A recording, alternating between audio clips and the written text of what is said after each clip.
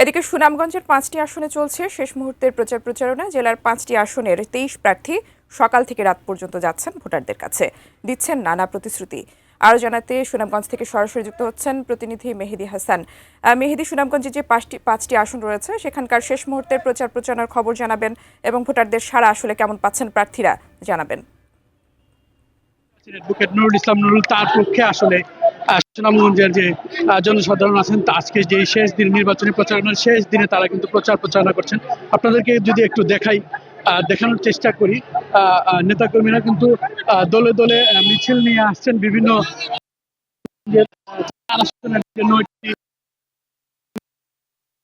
ইউনিয়নগুলো থেকে কিন্তু পাঁচটি আসনে কিন্তু নির্বাচনী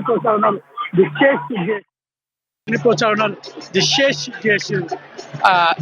সভা আছে, শোভাযাত্রাগুলো আছে, সেই শোভাযাত্রা করছেন। প্রত্যেক উপজেলায় কিন্তু নেতাকর্মীরা শোভাযাত্রা করছেন এবং আমি এই মুহূর্তে আছি সুনামগঞ্জের পুরাতন বাস স্ট্যান্ড এলাকায়। এখানে কিন্তু আপনারা দেখতে পাচ্ছেন যে